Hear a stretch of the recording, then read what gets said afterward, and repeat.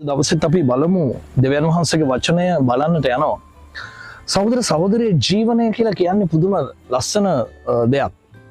උදාහරණයක් විදිහට ඔබ බැලුවොත් මැරුණු මල් ගහකට ඔබ වතුර ටිකක් දැම්මොත් ඒ මැරුණු මල් ගහට ප්‍රාණ එනවා. එතකොට ඔබ කල්පනා කරලා බැලුවොත් මැරුණු ගහකට මැරෙන්න යන ගහකට ඔබ වතුර දැම්මොත් ඒ ගහට ප්‍රාණ එනවා. ජීවනය කියලා කියන්නේ මේ ලෝකයේ මිනිස්සුන්ගේ ජීවිතවලට අවශ්‍යම කරන දේ තමයි.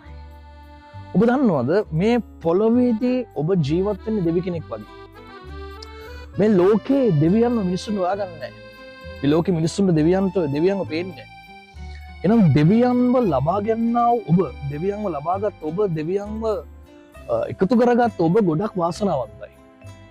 ඒකට හේතුව තමයි ජේසුස් වහන්සේව මිනිස්සු දකින්නේ ඔබ තුලින්. ඔබ දන්නවද මේ ලෝකෙ මිනිස්සුන් ජීවත් වෙන්නේ පුදුමාකාර වේදනාවෙන්, පුදුමාකාර දුකින්, පුදුමාකාර අසරණ වීමෙන්, පුදුමාකාර එපා වීමෙන්. මේ ලෝකෙ මිනිස්සුන්ගේ ජීවිතවලට අත්‍යවශ්‍යම දෙයක් තමයි ජීවනය. ඉතින් අපි යොහන් පුතේ 7 වෙනි පරිච්ඡේදයේ 28 වෙනි පදය මා කරේ අදහන්නා තුලින් ලියවිල්ලේ කියා තිබෙන හැටියට ජීවනදායක වතුර ඇති ගංගා ගලන්නේ. ඔබ ජේසුස් වහන්සේ වදාන කෙනෙක් නම් ඔබ තුල ඉඳලා ජීවනදායක ජලය ඇති ගංගා එළියට ගලනවා කියලා කියනවා. ඒ කියන්නේ මතක තියාගන්න දහසක් මැද ඔබ විතරක් නම් ජේසුස් වහන්සේව පිළිගත්ත කෙනෙක්ට ඉන්නේ. ඔබ තුල විතරයි ඒ දේව බලය තියෙන්නේ. මේ දරුවනේ ඔබ දන්නවද මිනිස්සුගේ ජීවිතවල මිනිස්සු විවිධ භෞතික බලවේග පස්සේ යනවා. ඉරහඳ, එහෙම නැත්නම් විශ්ව බල, එහෙම නැත්නම් යంత్ర මන්ත්‍ර ගුරුකම්, එහෙම නැත්නම් කෙලින්ම යක්ෂයාව පාවිච්චි කරමින් මිනිසුන් බලය පාවිච්චි කරනවා. ඔය මොන බලය හැම දෙයකටම වඩා මිනිසුන්ට වැදගත්ම, මිනිසුන්ට අත්‍යවශ්‍යම වන දෙයක් තමයි ජේසුස් ක්‍රිස්තුස් වහන්සේගේ බලය. ඒ යේසුස් වහන්සේගේ බලය තමයි දරුවනේ මනුෂ්‍යයන්ගේ ජීවිතවල ජීවනය ඇති කරන්නේ. එහෙනම් මතක තියාගන්න ඔයා තුල තමයි බලය තියෙන්නේ. මොකද ජේසුස් වහන්සේ වදහන්නේ ඔයා. ඔබ ජේසුස් වහන්සේ වදහන නිසා ඔබ තුල දේව බලය තියෙනවා. ඔබ ජේසුස් වහන්සේ විශ්වාස කරන නිසා ඔබ තුලයි දෙවියන් වහන්සේගේ ආත්මය තියෙන්නේ. එතකොට ඔබ තුලින් තමයි ඒ දේවාත්මය තව කෙනෙකුට ගලාගෙන ඔබ තුලින් තව කෙනෙක් ළඟට ගියේ නැත්නම් කෙලින්ම උන්වහන්සේ මනුෂ්‍ය ළඟට ලඟ වෙන්නේ නැහැ. ඒ නිසායි කියන්නේ කන් ඇත්තෝ අසාවා කියන්නේ නැතුව අසන්නේ කොහොමද? ඔබ කිව්වේ නැත්නම් ජේසුස් වහන්සේ විල කියන්න බෑ. ඔබ ජේසුස් වහන්සේ කරේ අදහනවන මෙතන පැහැදිලිව කියනවා 38 මාක්‍රිය අබහන්නාතුනි ලියවිල්ලේ කියා තිබෙන ඇති ජීවනදායක වතුර ඇති ගංගා ගන්නේ. ඒ ඇත්තටම මෙතන ජීවනදායක ගංගාව තමයි ශුද්ධාත්මයන් වහන්සේ. එතකොට ශුද්ධාත්මයන් වහන්සේ ගැන කිව්වොත් තමයි තව කෙනෙක් දන්නේ. ශුද්ධාත්මයන් වහන්සේගේ බලය ගැන අපි අහුවා දුන්නොත් තමයි තව කෙනෙකුට තේරෙන්නේ.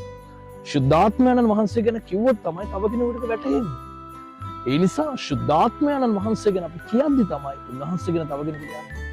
ඒ නිසා මතක තියාගන්න හැමෝම ඔබගේ සතුරු වෙලා හරියන්නේ නැහැ. අද ගොඩාක් හිතනවා බොහොම උද්‍යෝගයෙන් ඇවිල්ලා මට කියන දේ තමයි පාස්ටර් මගේ ළඟ ඉන්න ඔක්කොම මගේ හතුරෝ. මගේ අසල්වැසිය හතුරෝ, මගේ ඔෆිස් එකේ වැඩ කරන අය හතුරෝ, මගේ ගමේ ඉන්න අය හතුරෝ, මගේ ඔක්කොම හතුරෝ. ඉතින් ඔයාගේ වටේ ඉන්න ඔක්කොම හතුරෝ නම් ඔබ කොහොමද ජේසුස් වහන්සේ ගැන තව කෙනෙකුට කියන්නේ? කිතුරුවන් ආඩම්බරකාරයෝ වෙලා නේ. කිතුරුවන් මිනිස්සු ආශ්‍රය කරන්නේ නැහැ. ඔබ දන්නවද මිනිස්සු මගෙන් අහලා තියෙන ප්‍රශ්නයක් තියෙනවා. අන්‍යාගමිකයන් ආශ්‍රය කරන්න එපාද?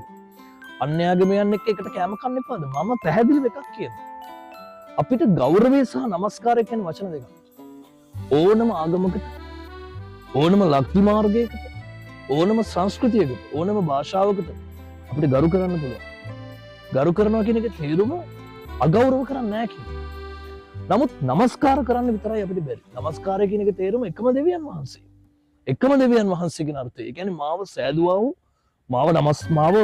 මගේ මැවුම්කාරය කියන අර්ථයෙන් අපි යම් කිසි දේව රූපයකට හෝ දෙවි කෙනෙකුට හෝ නැත්නම් ලක්දි මාර්ගයකට වදිනවා නම් ඒක තමයි නමස්කාරය. නමුත් අපේ හදවත ඇතුලේ අපි දන්නවා නම් අපි දෙවියන් වහන්සේ තමයි අපව හැදුවේ කියලා අපිට අන්‍යාගම් වලට ඒ ගරු කරන්න බැරි. ඇයි අපිට බැරි අන්‍යාගමිකයන්ට ගරු කරන්න? ඇයි අපිට බැරි අන්‍යාගම් වලට ගෞරවයක් ඇති කරන්න බැරි? දැන් බොහෝ කිතුණුවන් හරි වෙන වෙලා ඉන්න ඔවුන් දැන් මට මගේ දවසක් මිනිස්සු කිව්වා වාස්ස වාගේ ආගම මිනිස්සු පිටසක් වල ජීවින් වගේ ඔවුන් කෙවල් ඇතුළට වෙලා ඇඟිලා ඉන්නවා. ඔවුන් එළියට එන්නේ නැහැ.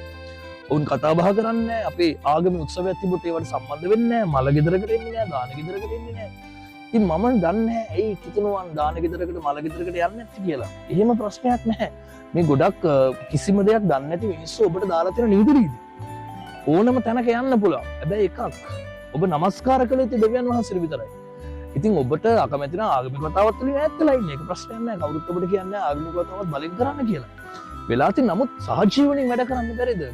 ඔබගේ ගෙවල් ළඟ මරණයක් වුණොත් ඒ මරණ ගෙදරට ගිහිල්ලා ආස්පස් කරලා උදව් කරලා ඇයි ඔබට එහෙම කරන්න බැරි? ඇයි ඔබට කවුරුත් ඔබට බල කරන්නේ නෑනේ? ඇයි ඔබට බැරි කාගේ හරි අල්ලපු ගෙදරක ආගමික උත්සවයක් තිබ්බොත් ඒකට පොඩ්ඩක් බැහැලා ඒ වැඩකට උදව් කරලා ඒ මිනිස්සුන් ඊවල් දොර රස් කරගන්න උදව් කරලා ඇයි ඔබට ඒ වගේ සපෝට් එකක් දෙන්න බැරි? ඔබ දන්නවද ඔබ අන් මනුෂ්‍යයන් එක ගැටුණොත් නේද ඔබට පුළුවන් තව කෙනෙකුට ජේසුස් වහන්සේ ගැන ගෙනියන්න. ඒ නිසා ගොඩාක් මනුෂ්‍යයන්ට තේරෙන්නේ නැති දෙයක්. නමුත් සහෝදර සහෝදරි මම පැහැදිලිව ඔබට එකක් කියනවා. ජේසුස් වහන්සේ කෙරේ අදහන්නත් තුළින් ජීවනදායක ගංගා ගලන්නේ. ඉතින් ඔබ තුළ ජීවනය තිබෙනවා. ඔබ මතක තියාගන්න ඕනේ ඒක තව කෙනෙකුට දෙන්න ඕනේ. ඒක තව කෙනෙකුට දුන්නේ නැත්නම් ඔබ ෆේල්. ඒ නිසා අපි තුළ ජීවනය තියෙනවා, අපි තුළ බලය තියෙනවා, අපි තුළ ආලේපය තියෙනවා කියලා අපි මේ දඟලලා වැඩක් නැහැ. සහෝදර සහෝදරි අපි ජේසුස් වහන්සේ ගැන මිනිස්සුන්ට කියන්නේ නැත්තම්. ඉතින් ජේසුස් වහන්සේ ගැන කියන්න අපිට මිනිස්සු ඉන්න ඉපේ. ඉතින් ඒ නිසා මතක තියාගන්න පාරවල් වල අපි කෑ ගහලා වැඩක් නැහැ. සුභාරංචි යන්නේ දන්න අය ළඟට. ඔබව දන්න කෙනාට තමයි අපිට සුභාරංචි කියන්න පුළුවන්. ඒ නිසා ජේසුස් වහන්සේ ගැන ඔබට කතා කරන්න ඔබට පුළුවන්. ජේසුස් වහන්සේ ගැන දන්නවා විතර. ඒ නිසා මේ ලස්සන දවසේ ඔබට පණිවිඩයක් දෙනවා. හැමෝමත් එක්ක සමාදානෙ ඉඳලා ජේසුස් වහන්සේ ගැන හැමෝටම කියමු. ජේසුස් පිටයි සුබ දවසක්.